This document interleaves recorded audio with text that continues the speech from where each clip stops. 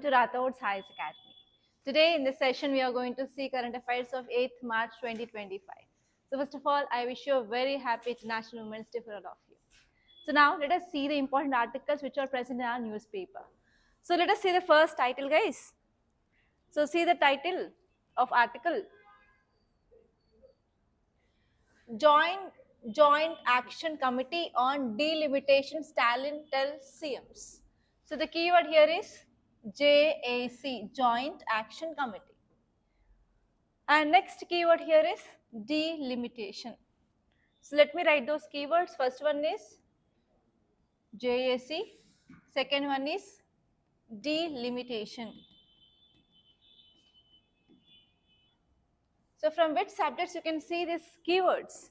So delimitation already we are seeing from past 10 to 15 days onwards. There is nothing new about it. So this article is important from GS paper to under polity. So what are the basic things that you need to know? What is delimitation? And what is the purpose of delimitation? And you have to see what is the base of delimitation. So on what basis delimitation is going to happen this time? So it is going to happen on this 2026 census data. And you have to see some basic facts regarding how many times this delimitation happened and in which year also. So UPSC can ask a question regarding that, in which year, in which of the following years this delimitation happened in India. And at last you have to see about what are the concerns or challenges that we are facing now regarding this delimitation. Especially you have to focus on concerns of southern states. Each concerns you have to see, and you have to see what is the reason for this concern. So all these are the basic things that you have to know. And now here Tamil Nadu state government is asking for this joint action committee. Oh sorry, which committee? Joint action committee only. Regarding what? Regarding see the what will be the challenges of this implementation of this committee and as well as implementation of this delimitation, what are the concerns we have, and even this Tamil Nadu state government is also asking that is it feasible. So when we go for delimitation without affecting the seats, that means recently one article that we studied that our home minister said that we are not going to decrease the number of seats. Okay, so is it feasible? So whether there will be any discrimination happens between northern states or southern states. So that is a task, it should be given to this JSC. And actually here Tamil Nadu statement is not only focusing on representation of this politics, but even they are talking about economic things also. So what are the economic things? So based on this delimitation, we can understand that. So how many people are represented from this state, okay, in Lok Sabha, right? So apart from that, whenever we are getting this data, that is 2026 census data, based on that only, you know about this Finance Commission will recommend devolution of taxes. Devolution of taxes between central government and between state government. It is called as vertical devolution. And apart from that, we have horizontal devolution, that is between states.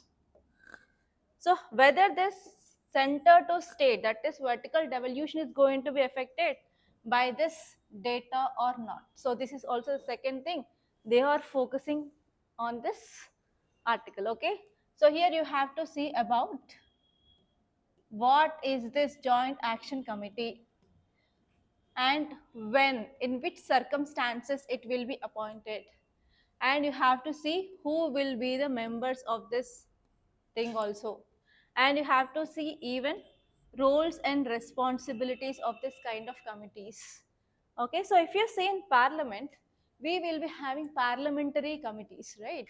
So we have permanent, that is nothing but departmental standing committees.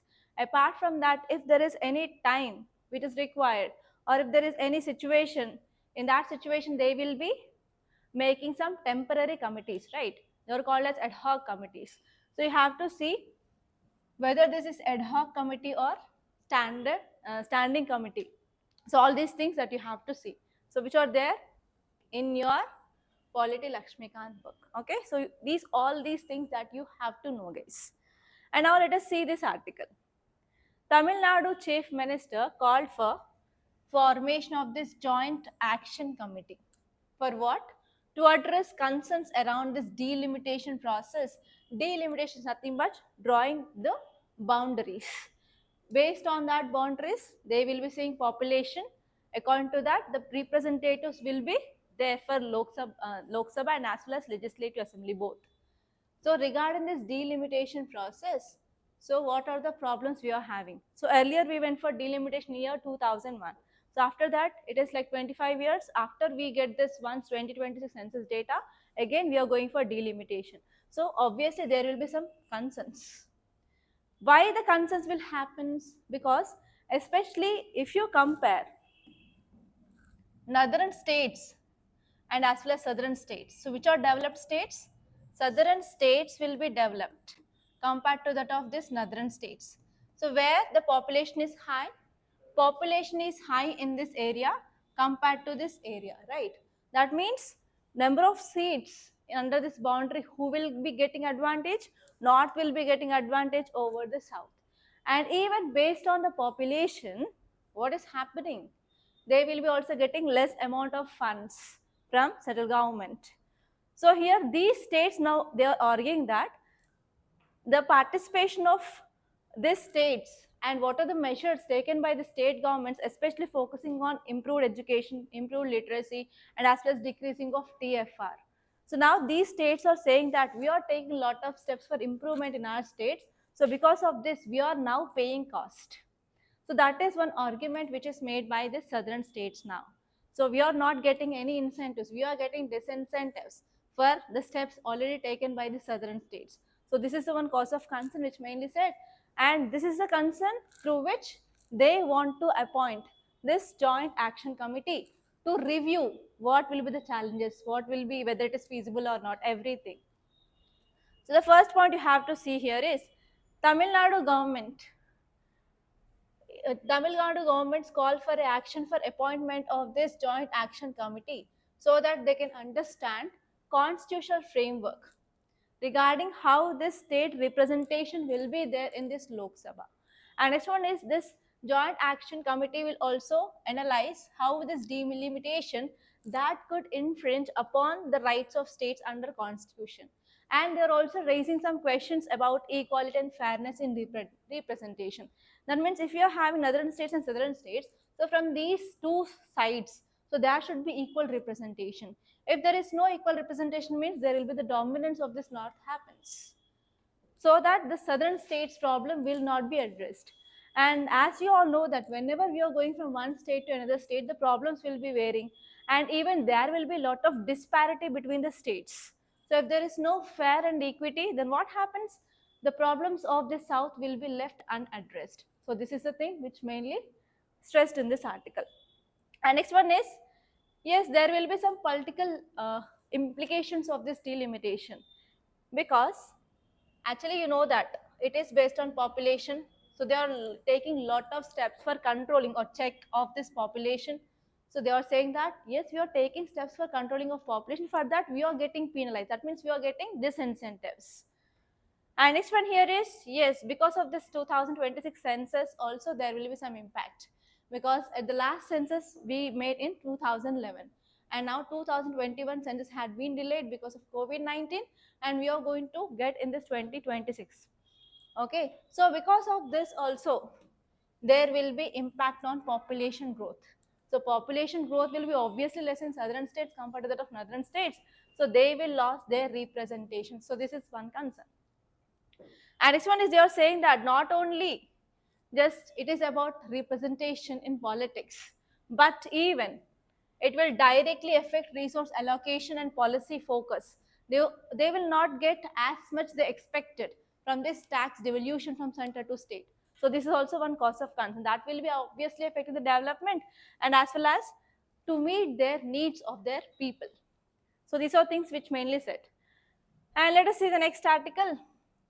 Title says Ladki Behin Yojana, rupees 17,500 crores dispersed to 2.38 crore women.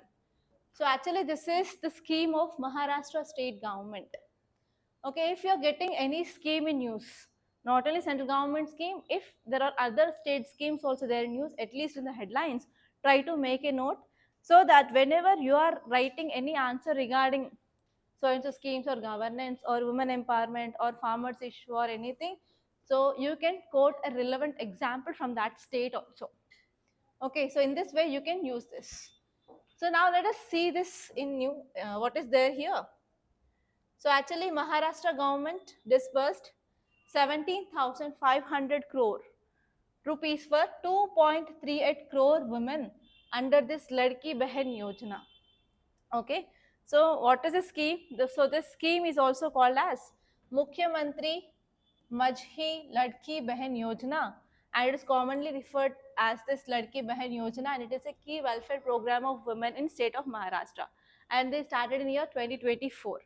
And objective here is government will be providing some financial support to economically disadvantaged women. That too, women should be major. That is 21 years to 65 years is the eligibility criteria. And under this scheme, they are promoting rehabilitation, economic development, and as well as empowerment. Okay, and one important eligibility criteria here is that women should have the age that is 21 to 65 years. And even one more criteria is that women should be permanent resident of Maharashtra. Okay, and how much amount they'll get? So here, what is the another criteria? That is annual income should not be more than 2.5 lakhs per year. And next one is no family member should be the income tax payer. So how many family members are there? They should not pay income tax. Okay, now let us see one more image. So you can see image. So there are some ships like thing that you can see. So actually it is about one important exercise. So this is a maritime exercise.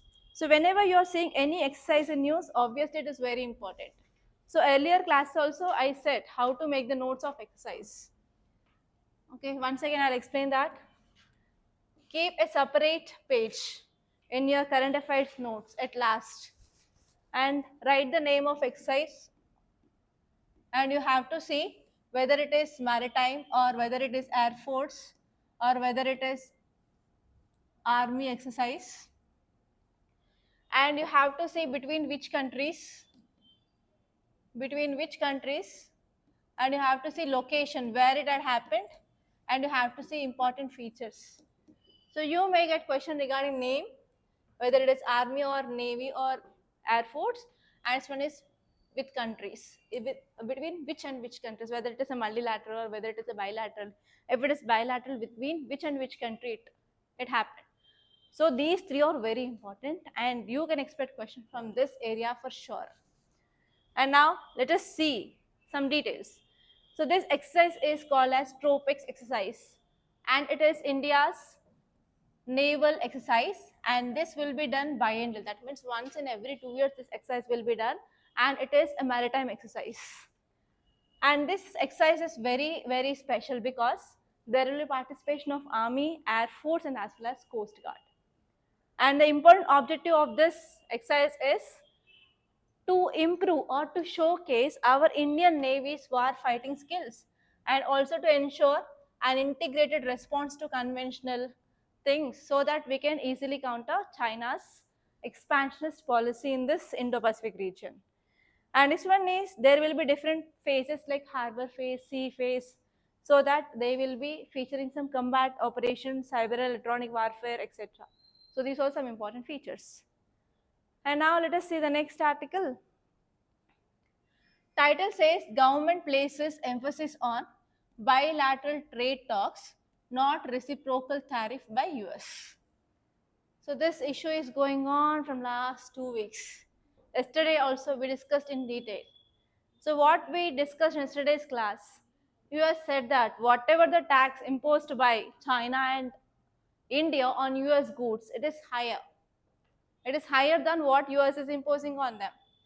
So in retaliation, Trump announced that we are going to impose reciprocal tax from April 2nd onwards. So now again, there is response from Indian government. So what this article is saying that, yes, we don't want reciprocal tariff or taxes, but we need in turn bilateral trade talks. So we have to come together, India and US, and we have to talk. So this topic is nothing but bilateral treaties. Okay, bilateral treaties or bilateral trade agreements. Okay, so what is the keyword that you have to focus? That is BTA, bilateral trade agreements. So bilateral means nothing but between two countries. From which subject you can see this? From GS paper 2 international relations and from GS paper 3 economy. So from international relations you have to see with which countries India had this bilateral trade agreements. You have to make a note of the list. And next, from economy point of view, you have to see what is this bilateral trade agreement, what are the advantages, and you have to see what are the concerns. So what are the advantages when we are having the trade treaties or agreements between the countries? So there will be no trade barriers. So whenever there is no trade barriers, what happens? There will be increasing of trade. That means there will be increasing of imports and as well as exports between the countries. So whenever there is increasing of trade, what happens? We will be getting good forex reserves into our country. Whenever we are increasing our forex reserves, even we can improve the investments to our country. And even what happens? We can increase the value of our currency, that is appreciation of Indian currency will happens. And whenever there is increasing of trade, production increases in our country. That means we can decrease unemployment problem and we can achieve sustainable development goals like poverty, hunger, zero poverty, zero hunger, and even we can improve development in our country. And obviously, we can achieve our target of Viksit Bharat by 2047. For all these things, yes, bilateral trade agreements is very helpful. So whenever we are having this bilateral trade agreements with multiple countries, then what happens? So in multiple countries, we can have access to the international markets, right? And even we can promote our trade. Or we can promote our trade between the countries. So that is the thing that you have to remember. Okay, so these are the advantages. And what are the concerns? You have to see about what about this WTO role in this. So actually WTO will be having an important role in ensuring free and fair trade, but it doesn't talk about this BTA. That means there is no organization which will focus on this bilateral trade agreements. So this is one cause of concern regarding this BTAs. So now let us see this article. So here this article is saying that Indian government is prioritizing the progress of BTA, that is bilateral trade agreements, and we want to focus on improving of talks with US rather than imposing of this reciprocal tariff by US on Indian goods. So if you see some details, so this article is saying that we have to focus on BTA. That means our Indian government strategy which is focusing on improving of talks with this country like US so that we can facilitate trade across multiple sectors. Whenever we are increasing our trade, increasing of imports, increasing of exports, and enhance economic ties, okay, despite of short-term challenges. And next one here is Trump tariff threats. So actually, whenever Trump announced that we are going to impose reciprocal tariff and which is going to come into effect from April 2nd onwards, what happens? There will be trade imbalances. Yes or no? Whenever trade imbalances and supply chain disruptions are happening, then what happens? Obviously, there will be increasing of tensions and increasing of prices in the market. Already we are facing with this problem of inflation.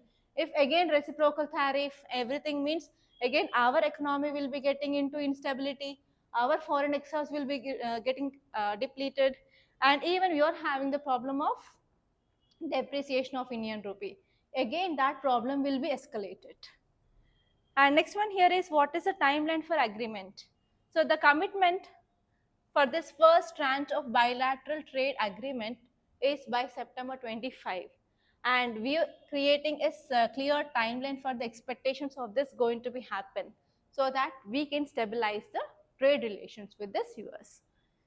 And next one here is, whenever we are having this bilateral trade agreement, so what will be the objectives of this?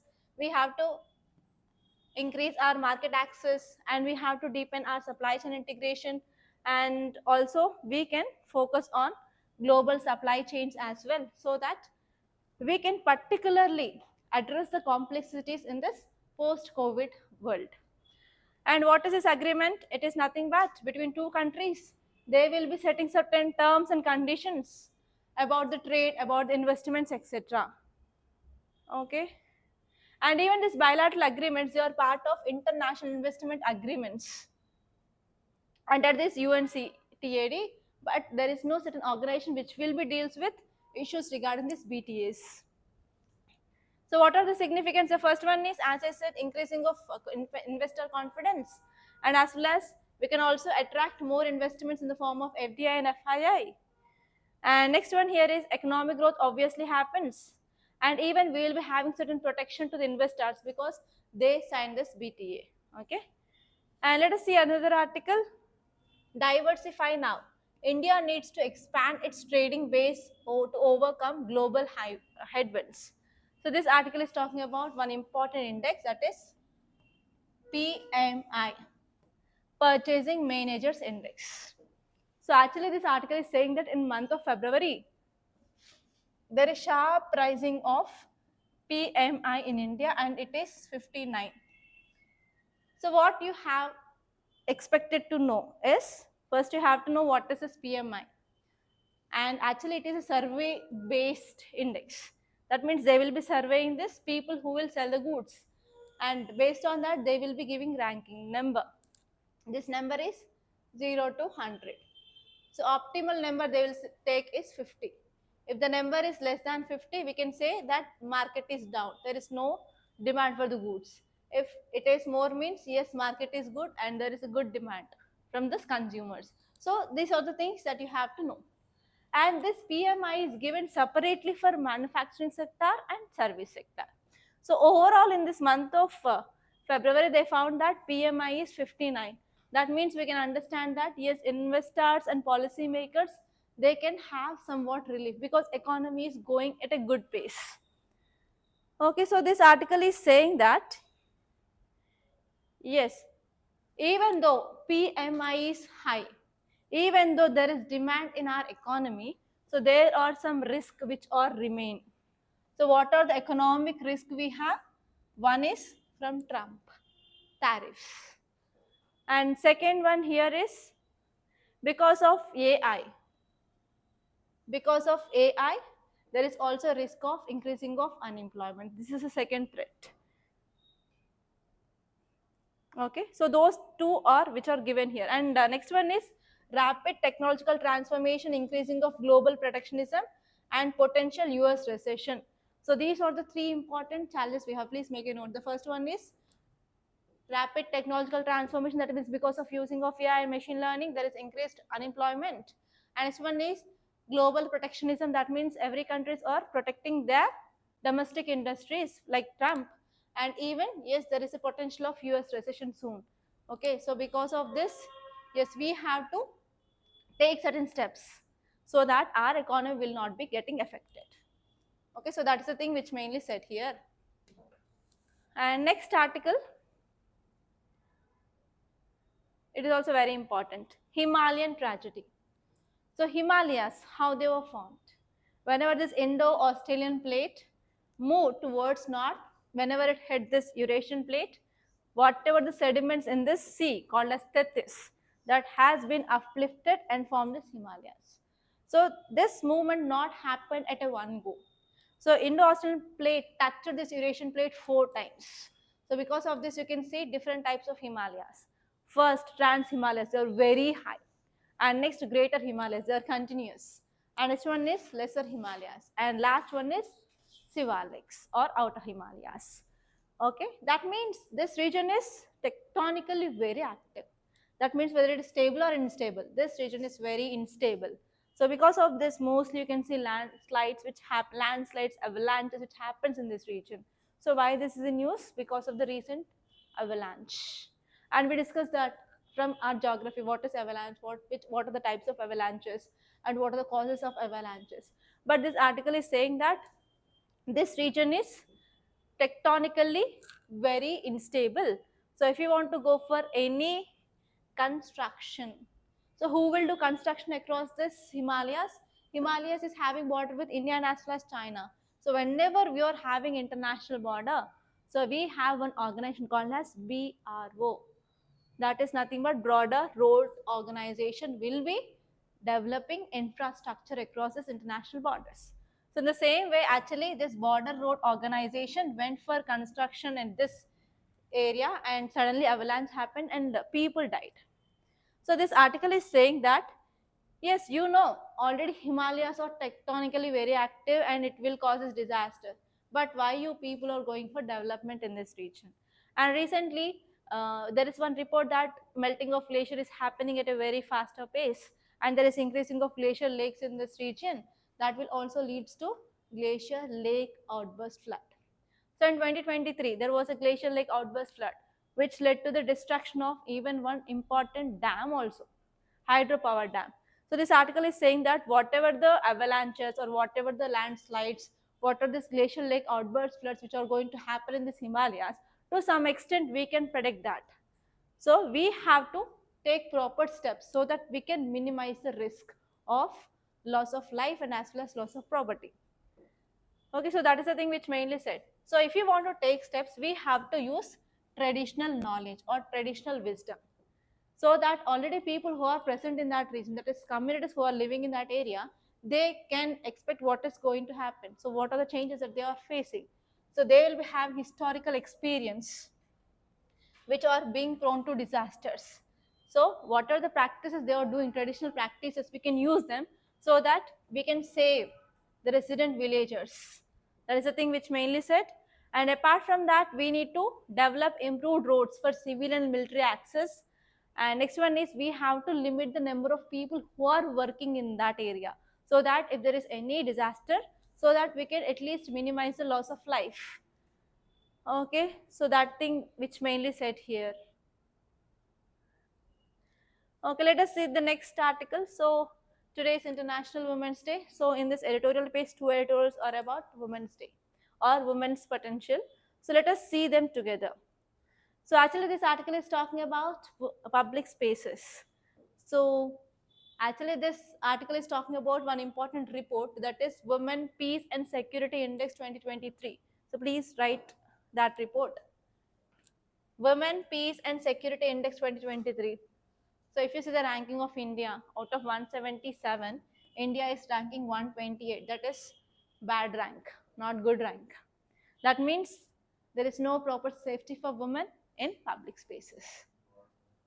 Boys also. Boys గురించి men's day రోజు చెప్తాను. What are the challenges faced by men in the society? గిన్నెలు చుట్టబడడాలు, ఇసిరేసుకోవడాలు, అవి మన తర్వాత మాట్లాడుకుందాం. Okay?